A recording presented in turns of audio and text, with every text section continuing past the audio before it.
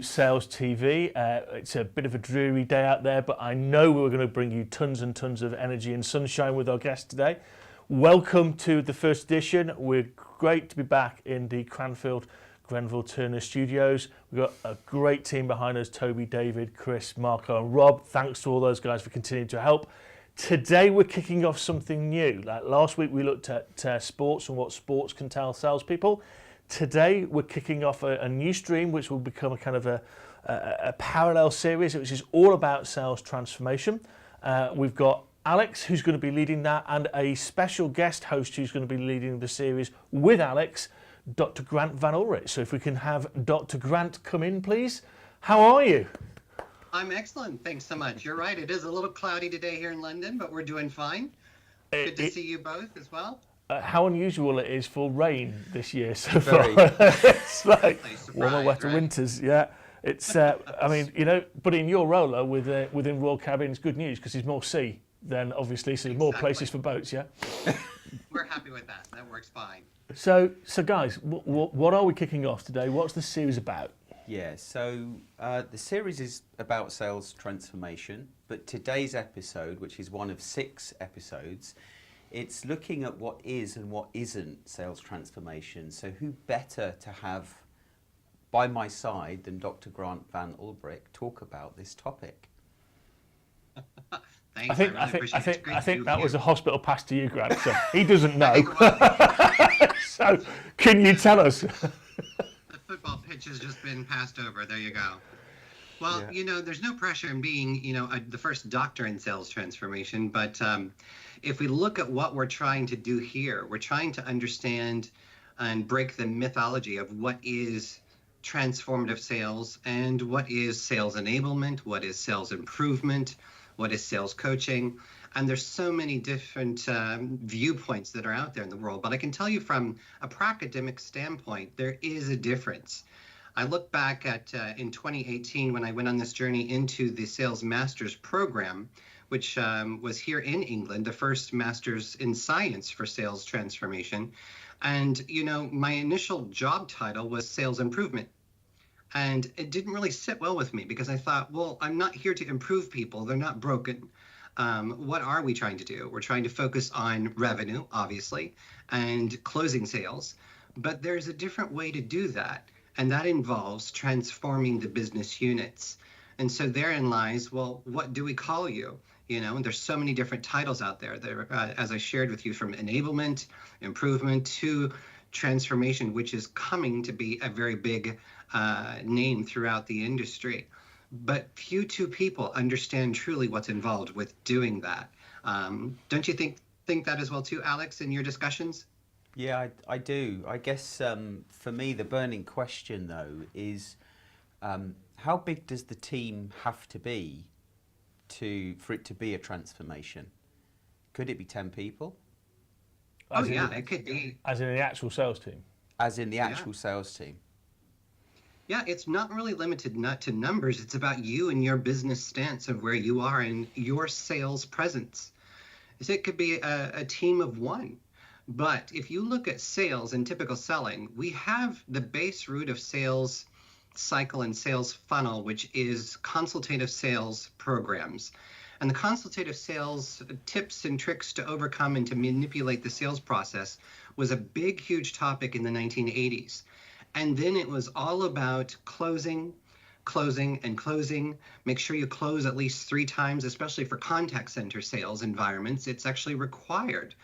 And then how do you manipulate? Or the best one is, how do you overcome objections? And they teach that to salespeople religiously.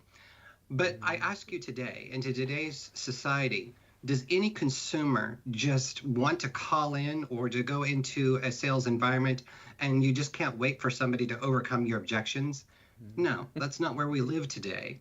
The world and society has moved on and evolved, and sales must as well too. So how do you transform? And when you think of what transformation is, there's a good example of, if you can envision a caterpillar and a butterfly. A caterpillar doesn't evolve or strive to become a better caterpillar. They actually transform into something completely new and comes up on something completely different. And that transformation doesn't allow them to go back to the way it was. So if you change something, you can go back. But if you transform something, you can forever only go forward. And when you start to explain it to people that way, they start to get it. So in sales, we want to transform the way we sell today from the 1980s, consultative tips, tricks, manipulate the sales conversation, overcome the objections, to actually become better salespeople in the way our consumer wants us to sell to them. And that involves change. Yeah. It involves change management. Yeah, I think we often assume that sales transformation is the entire sales organization transforming the way that they sell.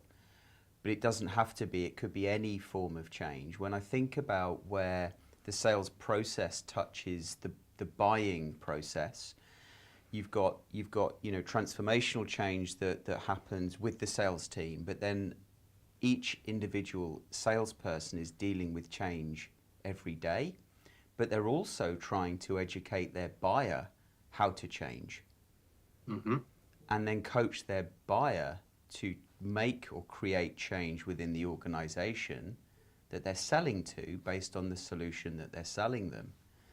So, where does it end for you? Is there a starting point and an ending point, Grant? Well, truly, and one of the key words that you just said right there was coaching. And that is why often, and guys, both of you will acknowledge this, we hear so many references to sports within sales, right? The coach who's running the football program, the basketball, any of the coaching programs that you have. Coaching is very relevant to transforming sales. And so it can't be a manipulative conversation where you're doing transactional leadership alone and you're telling people what to do. We've lived there. We've lived there for so long to where I'm the supervisor. I'm going to tell my salespeople they have to hit this quota, they have to hit these KPIs, and they just have to do it. But that leadership approach does not tell them how. It doesn't educate them. It doesn't develop them. It doesn't show them the way forward. So you're not truly developing your salespeople. And you're only doing the conversation one way at the salesperson, and you're not involving the customer. But to your point with coaching, a transformational leader takes all of the focus off of themselves and focuses the development on the individual that they're supporting. And in that element, it's all about coaching. So you're using open-ended questions. You're not telling them anything. You're actually pulling the information and the relationship out of them. And we as salespeople need to do the same thing with our customers. We can do that in sales coaching facilitation because we want the conversation to be about the customer and their needs. And the only way you're going to do that is not through telling. It's through coaching and getting their wants from them. So let's dig in a little bit on that transformational leadership point, because I think that for me, it's not just the leader that is the transformational leader, it's the individual, and the individuals taking responsibility for almost taking that leadership stance, that coaching supportive stance. And I can imagine that within a sales team, as well as the sales rep doing it for their or with their buyer. So, when we think about transformational leadership, tell us more about your view on that term and how that relates to what we're talking about today. Yeah, well, you have to understand there's a base. There's many different types of leadership approaches and styles that you can apply, but you have to have a base foundation, right? Some place to start. So if you look at the foundation of leadership, you have transactional leadership on the left, and you have transformational leadership on the far right. Transactional leadership is a prose of tell. It is about me telling you what to do, and I'm leading. And most of the time, I will take the credit for what the team does. So I will tell you all what to do. I may or may not do some sort of coaching. I might be mentoring you in some shape or form, but mostly I'm giving you tell directions. And then I am reporting back up to the leadership on your successes. And literally, I'm taking the credit for it. Now, there is moments where you need to tell, and that's great, but you need to get out of that leadership style and shift over to transformational. Transformational leadership is harder because it involves you not taking the credit. It involves you with empowerment, enablement, coaching, guidance, and giving your people the ability to stand up and lead for themselves. And that means you sometimes have to sit into the background. And then when they do lead, if they're successful, all of the praise goes directly to them. It doesn't come to you. You need to measure yourself through the success of your people. And that involves coaching. And it's harder to do because so many times we are hardwired. We want to tell people what to do. But if you do that, you rob them of the development. You rob them of their own ability to learn, to grow, and to also to falter, because we can grow through failure, and that's okay. Your best thing that you can do is when they do fail is to be right there to support them and lift them back up. Yeah, that's a cultural change, though. Yeah, it's hard. It is a hard shift. But if you can embrace that and you can realize that if I could shift myself over into a transformational leadership style, I am fostering a culture of development, empowerment, and true ownership. And then embracing the involvement of the customer along the way, that's when your revenues are going to start to flourish.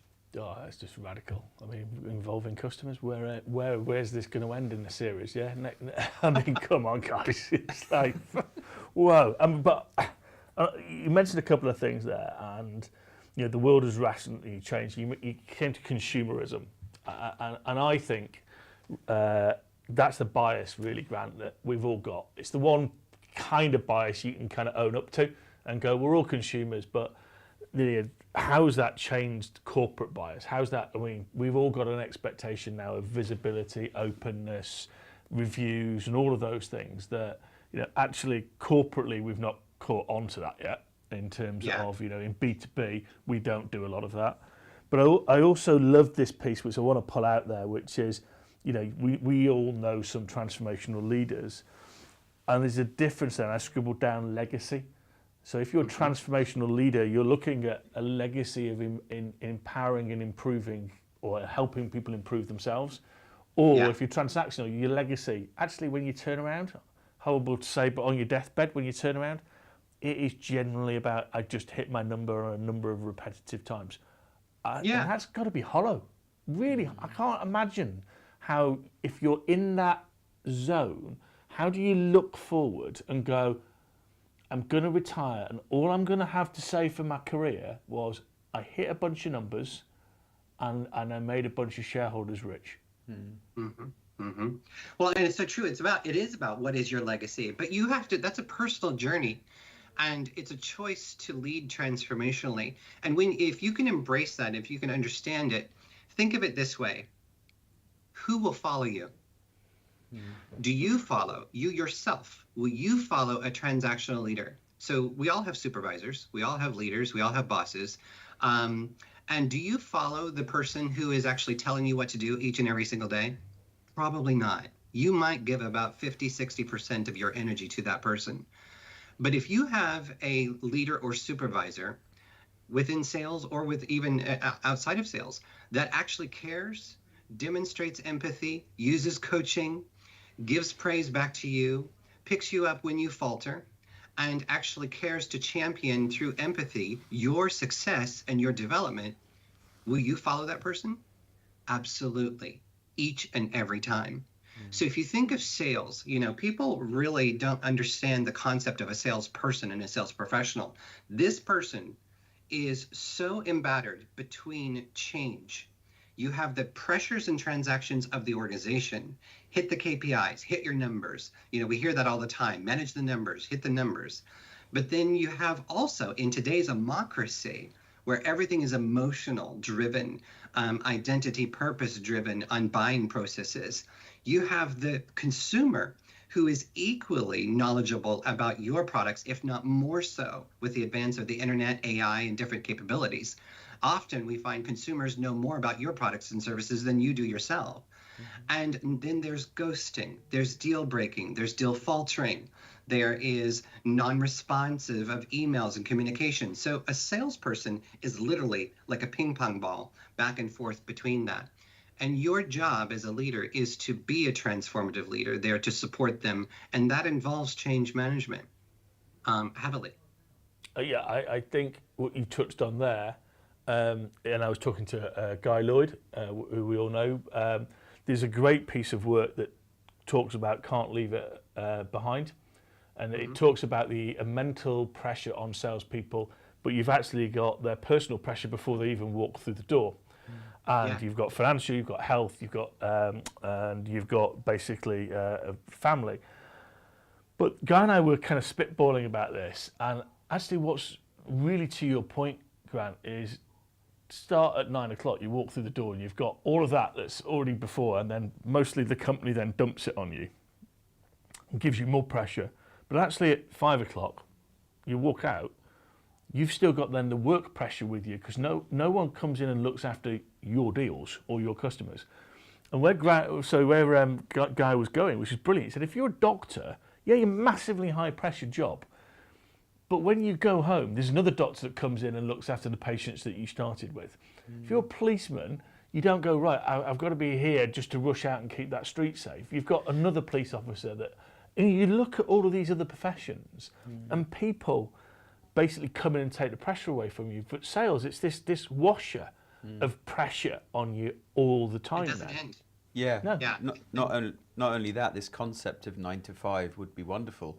I was putting a very old model over that, by the way. No, but I think that exists. Yeah, and the fact that salespeople are, the high-performing salespeople, and I'm sure those that aren't sort of performing at their peak, they're thinking about how they can get their next deal, what can they do differently the following day, whilst they're trying to spend quality time with their families or sort out their finances. Well, I thought it was fantastic that about 2012 the BBC coined the phrase "we're holiday," because there's no such thing as a holiday anymore. It's you take your BlackBerry at that particular point, or you take your iPhone with you. You're always working on it. And I actually think that when I reflect back, there's a lovely guy called David who helped me when I was trying to do, I wouldn't say it was transformation, it was system enablement, rollout CRM at EMC, etc. Yeah. But what he did say is building islands of stability. Turn the noise off. Every month, every 3 months, just give everybody a break from it all and let them just decompress, concentrate on the day job. Yeah. And when I actually put this program slide up, Grant, you'd have died laughing. Everyone went, "What the hell's an island of stability?" Well, you've noticed it's around quarter end, so we'll stop doing these things which are theoretically programs of change, and we'll just give everybody 30 days to concentrate on what their day job is, and it will let everything settle down, and then we'll move on. And I think it's this. I'd be interested in your view. Transformation is this. It's like somebody said to me yesterday. I was on a business people, small business people, forever chase the word growth, and they'll chase it into the sunset without considering the things that they need to do to do it, or even if it's the right thing to do. Yeah. I've got to go into that new market or do that. But actually, everyone chases transformation, don't you find? And it's like, really? Stop chasing it and figure out the why, the what, and the how. Because I remember, and nobody told me, and I didn't know you at the time, which was my fault, but I can remember being sat in front of 5,000 people in Orlando at a sales engineer conference and going, this is the strategy. If we do these things, we're going to be really good in 5 years' time. And no one said to me, well, actually, if you took the central kind of aisle, everybody on that side has no idea what you're talking about, and they're never going to do it. And everyone on this side is kind of going, I kind of buy into it, but I don't know how to do it, so I'm going to need a hell of a lot of change. It would have saved me a huge amount of emotional stress. Yeah. Because I'd have been able to go, no, they're not with me. Yeah. Are you on the bus or off the bus? That's the key, isn't it? Well, exactly. On the bus or off the bus, And how are you as a leader going to assess where your team are? right? There's so many times the pressures come from up above in your organization and saying, right, we need to go this direction. And oftentimes it's revenue management, right? Saying we need to do this. These are the numbers we need to hit. Go do it. Go do it. Just, it's funny the direction that comes. They talk at your customer.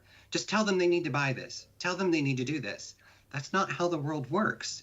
And so to your point earlier, Andy, about the corporations haven't caught on to this. You're absolutely right. How do we get them to understand the buying process today and the way today's customer wants to be sold to? Because at the end of the day, that's who we're working with. We're working with the consumer that actually in the way they want to be sold to, and it's so different. How do you, like you just talked about as well too, transformation, it's so confusing. There's so many different variations of what it means and what it is and what it is not. And I think what we're purpose here today is just to clarify, sales enablement is this process of ensuring that your team members have the tools necessary, understand the tools, systems, CRM programs, collateral pieces, tools to do their job. You are enabling the sales team to sell. Yeah. That's sales enablement. But sales transformation is how do you change completely so that we don't go back to the old ways, but we go forward in a new future way so that we actually achieve the growth together. And that fosters development. There's been some great comments. I wanted to bring one comment up on this point, Grant. I think if I pronounce your name correctly, Cheek or Chayek Tidiane. So he asks or says, therefore the hiring process should be led by the transformational manager, less HR, more sales manager involvement, because a high-performing salesperson can only be known by another one. Put my teeth back in. There we go. There you go. I actually agree with that. I agree with that. I don't know who that was, but spot on. Which is why we've actually started to teach our sales managers, our sales hiring managers, when they have positions and jobs, you teach them the sales mindsets. We have the sales mindset questionnaires. So now in the recruiting process, you're actually giving these assessments to people to understand, do they have the propensity to sell in the way the consumers want to be sold to? Or are they stuck back in 1980s consultative tips and tricks, manipulation, over arrogance? It's the old school, let's just we're really competitive. We're going to do it no matter what. And it's not about a right or wrong. It's about a system of, can I coach this person? Can I coach them to sell in the way a consumer wants to be sold to? And that's not HR driven. That's sales transformative processes driven. But I find this from obviously my research that I'm doing. I don't know whether you've come across the paper by Artis and Harris 2007, which looks at self-directed learning. So to my viewpoint is, and we know great people like John at Royal Mail, etc., and Ben at IdeaGen, who are transformational leaders. But what they do is they create a culture and say, you know what, I will facilitate, I will support, I will coach, I'll give you everything that you need, but the onus is pretty much on you. I will help you transform as an individual. I'll help you be the best version of yourselves that you can be. And that actually scares people rigid. I mean, I just talk about four types of sales learners. And I had a conversation with a company, and it was the head of HR, and they will remain nameless, but they have about 400 salespeople. And I said, well, you've got induced, you've got synergistic, you've got voluntaristic, and you've got scanning. That's the four types of learners that Artis and Harris kind of put out there. So therefore, if you've got 400, it's likely, let's just call it simple mathematics, you've got 100 in each of those categories. They learn differently. If you take a voluntaristic individual and try and stick them in a classroom, they're going to have a fight or flight scenario. And they're not going to learn. You've got to, as your point, they've got to have a true coaching relationship with their sales manager.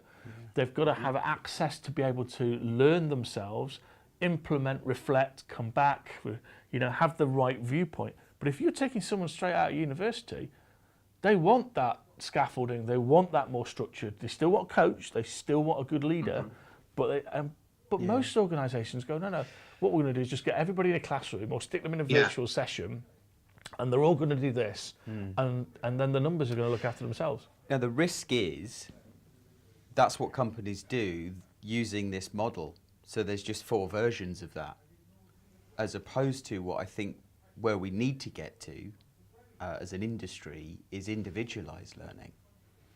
Well, and that's where the transformation process has to come into play and understanding what that means. You know, so often I will tell people, I said, look, my job as a leader is to give every single thing that I have of me to you. If you want my job, then I'll help you to get it. There'll always be a place for me. And what people fail to understand in that statement is you're playing a part in your own succession planning. So if you're a leader who is, your main flight is transactional, and you think you have to tell people to protect that information and to protect that, so you're protecting your job and your security, you're never going to move. You're never going to grow, and the company's not going to let you go because you're too valuable. But if you change your mindset to say, wait, if I can develop others, and if I can be a giver of knowledge and help people individually grow to the way that they learn, to your point, Andy, then guess what? There'll always be upward momentum for me, and I can grow because there's my right hand who's ready to step in. And to your point, too many people don't understand that, and they're afraid of that. But that's how you embark on a transformative journey for yourself first. Yep. And only when you do it for yourself first, then you can support it for other people. Now, you do have to give people personalization. Back to Grant's viewpoint, consumerism is driven by personalization. Why wouldn't sales transformation at the individual level in terms of knowledge be driven by it? But then you need codification, because what people get really comfortable with is if I get everybody, and we all know my default is negotiation skills, but if you put everybody in negotiation skills in the classroom, you are confident as a company that that has happened, and therefore you can tick box and go, everybody has done that, done. Yeah. But if you then let people go out on their own journey, which every other profession does, apart from sales, every other profession does it. If you let them go out, you've got to codify it. You've got to actually say, you know what, this person's achieved a standard in that part of their sales knowledge toolkit, because then they can say to the, look, I am owning my own learning, and I've reached that standard, and you therefore don't need to spoon feed me. Yeah. And that's again that bit which is Grant's forefront of the ISP.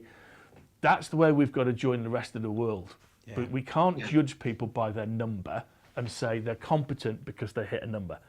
Yeah. We've got to judge people by their skills and knowledge and mindset. I love this, Andy. I often do this in some of my seminars, and we've all had it, and you just said it. Hit the numbers. Have you ever had that? You have leaders that'll say, hit the numbers. And I say, all right, let's do this. See this pen. Pretend this pen is a number. Hit it. Go ahead. Hit it. And the first thing they try to do is they try to grab it. And I go, I didn't tell you to grab it. I told you to hit it, or I told you to manage it.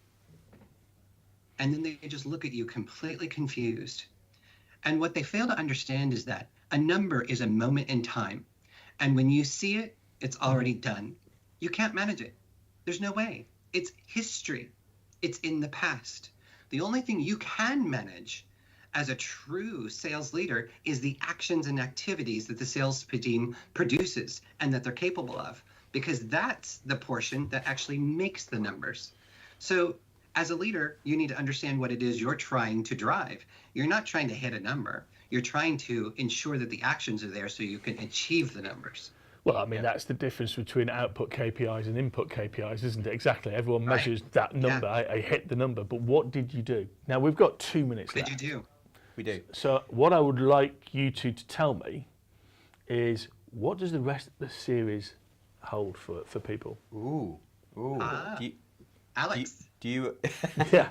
Okay. That's now throwing you under the bus because you threw him under the bus at the start. Yeah? It's that type of relationship, folks. We're going to see. It's bare knuckle fighting in the red corner and the blue corner. Yeah.